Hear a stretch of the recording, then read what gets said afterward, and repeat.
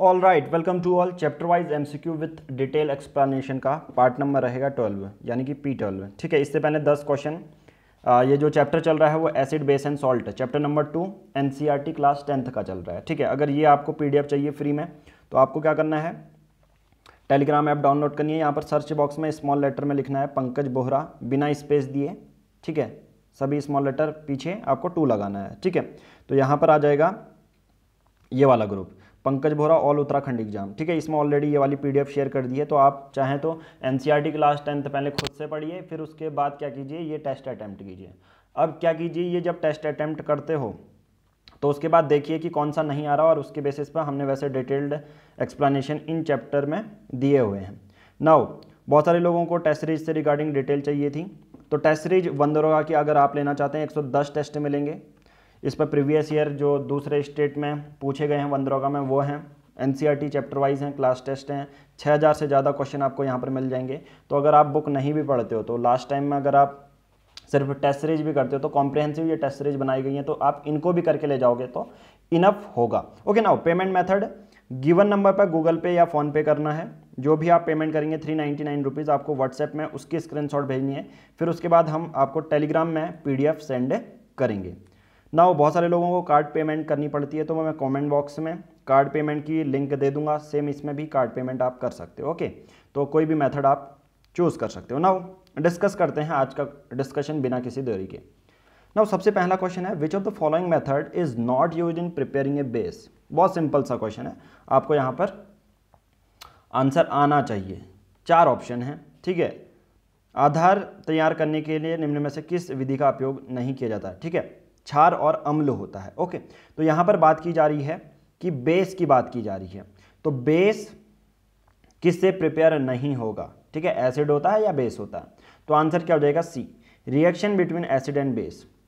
अगर एसिड और बेस मिलाते हो तो ये बनाता है आपका सॉल्ट प्लस वाटर।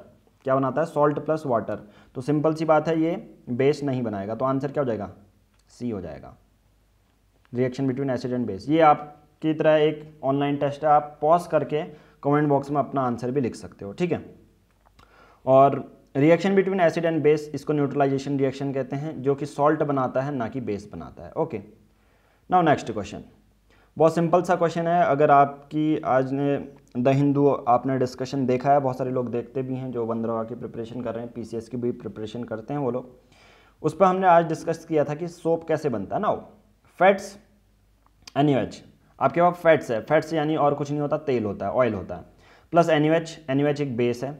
अगर वो मिलता है तो क्या बनाता है, डैश प्लस ग्लिसरॉल।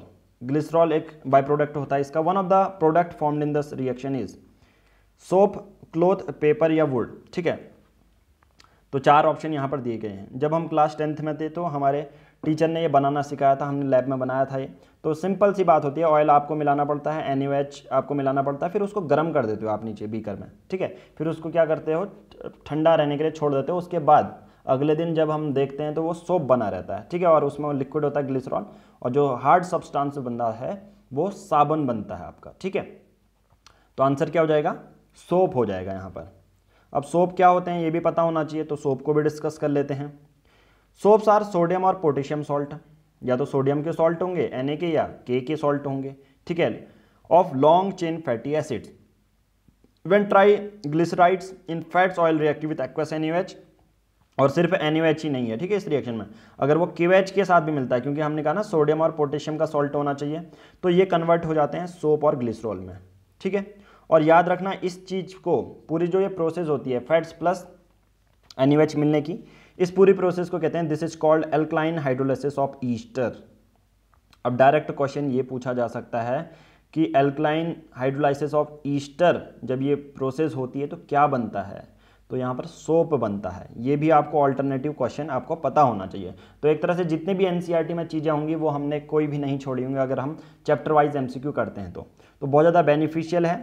अगर आप सिर्फ ये सॉल्यूशन भी पढ़ोगे या क्वेश्चन भी अटेम्प्ट करोगे, सिर्फ क्वेश्चन क्या होते हैं, तो आपका बहुत ज़्यादा ईजी रहेगा एग्जाम को क्रैक करना। ओके, नाउ नेक्स्ट क्वेश्चन है, पोटास अलम इज ए। पोटास अलम क्या है, 4 ऑप्शन दिए गए हैं, simple salt, complex salt, acid salt या डबल सॉल्ट। ठीक है, तो सबसे पहले इसको समझने के लिए आपको उसका फॉर्मूला पता होना चाहिए। अगर पोटास एलम का फॉर्मूला बात करूं तो क्या होता है, K2SO4, ये याद होना चाहिए, ठीक है, Al2SO4, ऐसे याद करो, K2SO4 Al2SO4 का होल थ्राइस डॉट 24H2, यानी कि पानी भी होता है। तो ये एक डबल सॉल्ट है क्योंकि इसमें दो सॉल्ट होते हैं, जैसे K2SO4 पोटेशियम का सॉल्ट, Al2SO4 ये किसका सॉल्ट है, ये एल्युमिनियम का सॉल्ट है, ठीक है, डॉट 24H2, तो पोटेशियम का भी सॉल्ट है इसमें, एल्युमिनियम का, तो तभी इसको डबल सॉल्ट बोलते हैं, ठीक है। सॉल्ट क्या होता है, सॉल्ट पता होना चाहिए आपको, क्लोराइड के भी सॉल्ट होते हैं, सिर्फ ऐसा नहीं घर का नमक ही सॉल्ट ऐसा नहीं होता है, ठीक है, क्लोराइड के सॉल्ट, पोटेशियम के सॉल्ट, एल्युमिनियम के सॉल्ट होते हैं। तो पोटेशियम अगर एलम का, पोटास एलम का फॉर्मूला पता होगा तो ये आप कर सकते हो। ओके, नाउ नेक्स्ट क्वेश्चन बहुत सिंपल है। Question number 14, NaHCO3 represent the formula of which of the following, NaHCO3 यानी कि ये बोलता है सोडियम हाइड्रोजन कार्बोनेट। अब ये किसका फॉर्मूला है, सोडियम कार्बोनेट का होगा, बेकिंग सोडा का होगा, सोडियम एसीटेट या वॉशिंग सोडा। अब कभी देखिए ये क्वेश्चन तो सिंपल होते हैं, बट जब हमारे पास ऑप्शन आते हैं, 4 ऑप्शन आते हैं, तो जाहिर सी बात है हम उस पर गलत कर देते हैं कभी कभी, या तो बहुत तेज़ी से सोचते हैं या जल्दी, या आंसर जल्दी करने के उस पर हम इसको गलत कर जाते हैं, ठीक है। तो सोडियम हाइड्रोजन कार्बोनेट क्या होता है, ये केमिकल फॉर्मूला है सोडियम बाइकार्बोनेट का, जिसे बेकिंग सोडा भी कहते हैं। तो आंसर क्या हो जाएगा, बेकिंग सोडा, ठीक है। निम्नलिखित में से किसके सूत्र का प्रतिनिधित्व करता है, ये बेकिंग सोडा है, इसे सोडियम हाइड्रोजन कार्बोनेट भी कहते हैं, और याद रखना सोडियम बाइकार्बोनेट भी कहते हैं। तो ये सब चीज़ें पता होनी चाहिए। ओके, नाउ नेक्स्ट क्वेश्चन क्या है, which of the following salt contain water of crystallization. अब वाटर ऑफ क्रिस्टलाइजेशन क्या होता है, सबसे पहले यही पता होना चाहिए कि वाटर ऑफ क्रिस्टलाइजेशन क्या होता है। देखिए कोई भी ऐसा क्रिस्टल जिसमें वाटर के मॉलिक्यूल हो, जैसे हमने अभी पोटास अलम देखा था, K2SO4 Al2SO4 whole thrice dot क्या देखा था, 24H2O। तो इसी को कहते हैं, किसी क्रिस्टल में वाटर के मॉलिक्यूल जुड़ना वाटर ऑफ क्रिस्टलाइजेशन कहलाता है। तो हमारे पास ये ऑप्शन है, which of the following salt contain water of crystallization. अब ये कोई बाहर का क्वेश्चन नहीं है, ये यहीं का क्वेश्चन है। जिप्सम है, इप्सम है, ठीक है, ब्लू विट्रॉल है, ये तो आप सबको पता होना चाहिए क्या होता है ये, और ग्लोबुलर सॉल्ट है। अब इनके बारे में पता होना चाहिए। तो ऐसे सॉल्ट जिसमें भी वाटर के मॉलिक्यूल होते हैं तो ये सब चीज़ कंटेन करते हैं generally. For example copper sulphate, gypsum, sodium carbonate, ये सब क्या करेंगे, वाटर ऑफ क्रिस्टलाइजेशन होंगे। तो आंसर क्या हो जाएगा, सी वाला, फर्स्ट, सेकंड, थर्ड, फोर्थ, इन सभी में हमको देखने को मिलता है वाटर ऑफ क्रिस्टलाइजेशन है, वाटर के मॉलिक्यूल्स यहाँ पर देखने को मिल जाते हैं। ओके, नाउ नेक्स्ट क्वेश्चन है, what is the colour of phenolphthalein in soap solution. Phenolphthalein एक इंडिकेटर होता है, एसिड या बेस इंडिकेटर हो सकता है। आपको बताना है ये आर्टिफिशियल है या नेचुरल इंडिकेटर है, अब आपको ये बताना है। नाउ क्वेश्चन है कि इनमें से अगर सोप सॉल्यूशन में फिनोप्थलीन कलर कैसा शो करेगा, क्वेश्चन ये है, बहुत सिंपल सा क्वेश्चन है हिंदी माध्यम के लिए। साबुन के घोल में फिनोप्थलीन का रंग क्या है, आंसर क्या हो जाएगा। अब सोप पता होना चाहिए, सोप बेसिक होता है, तो बेसिक में फिनोप्थलीन का एक ही वो होता है, बेस में पिंक कलर शो करता है वो, ठीक है। तो अगर बात करते हैं सोप है उसमें फिनोप्थलीन डालेंगे तो हम कहेंगे यह सोप एक बेसिक नेचर का है, सही है। Now next question, which one of the following types of medicine is used in treating acidity. Okay, देखिए रिपीटेड क्वेश्चन है। P11 ये तो पार्ट चल रहा है, P12 चल रहा है। P11 में हमने डिस्कस किया था कि एसिडिटी को ट्रीट करने के लिए कौन सी मेडिसिन का यूज़ करते हैं।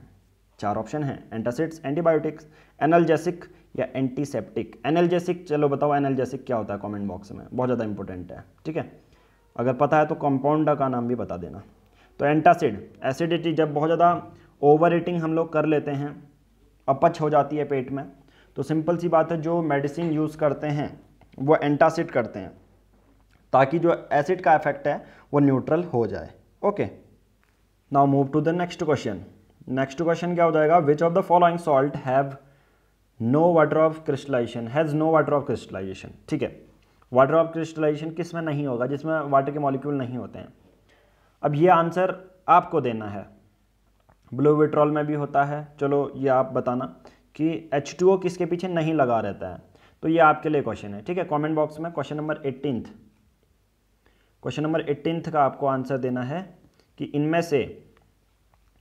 इनमें से जो वाटर ऑफ क्रिस्टलाइजेशन किस पे नहीं होता है, ठीक है। वैसे आंसर आपको मिल ही जाएगा फिर, जो हमने PDF भी शेयर किया। तो बेकिंग सोडा होता है NaHCO3, इससे पहले भी किया था, तब मैं पूछ रहा था। सोडियम बाइकार्बोनेट कहते हैं, इस पर वाटर ऑफ क्रिस्टलाइजेशन नहीं होता है। Okay, now next lime water. Lime water क्या है, लाइम वाटर का फॉर्मूला क्या होता है, ये सब पता होना चाहिए। लाइम वाटर को याद रखना कैल्शियम हाइड्रोक्साइड कहते हैं, हाइड्रोक्साइड, कैल्शियम हाइड्रोक्साइड कहते हैं। इसे स्लेक्ड लाइम भी बोला जाता है। तो इसका फॉर्मूला क्या होता है, कैल्शियम हाइड्रोक्साइड CaOH का होल ट्वाइस। अब बहुत बार सोचते हैं लोग OH के पीछे 2 क्यों लगा, तो ये पता ही है तुम्हें कैसे बनते हैं ये फॉर्मूला। KCO Ca हो जाएगा +2 और OH के ऊपर वैलेंसी हो जाएगी -1, तो ये क्रॉस ओवर होता है, ठीक है। ये 10th में सीख लिया होगा आपने।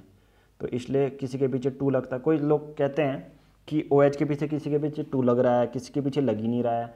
Na के ऊपर जैसे एक एग्जांपल, जैसे Na है, इसके पीछे 2 क्यों नहीं लगा, ये भी कहते हैं। Na की वैलेंसी देखो 11 होता है, तो 281 इसका इलेक्ट्रॉनिक कॉन्फ़िगरेशन हो जाएगा। लास्ट में वैलेंस शेल 1, तो 1 ये किसी को भी दे सकता है, तो +1 हो जाएगा। OH के ऊपर चार्ज होता है -1, तो Na और ये क्रॉस चेक करेंगे तो NaOH हो जाएगा, ठीक है। तो लाइम वाटर हो जाएगा कैल्शियम हाइड्रोक्साइड। ओके, आज की वीडियो का last question, what is the nature of non metallic oxide. Non metallic oxide का नेचर क्या होता है। क्लास 10th में डायरेक्ट से मेंशन है, कोई कहीं अलग जगह से ये क्वेश्चन नहीं उठाया है। मेटेलिक ऑक्साइड का नेचर होता है, याद रखना, बेसिक, मेटल का बेसिक, नॉन मेटेलिक का एसिडिक, तो ये नेचर रहता है। तो इस पर कुछ ज़्यादा कन्फ्यूजन की ज़रूरत नहीं होनी चाहिए। जैसा मैंने बोला, non metal react with oxygen in air to produce non metal oxide. Nature of non metal oxide is acidic in nature, unlike metal oxide is basic in nature, ठीक है। तो ये सब मैंने कर लिया था। ओके, तो ये चीज़ हमने आपको करवा दी है।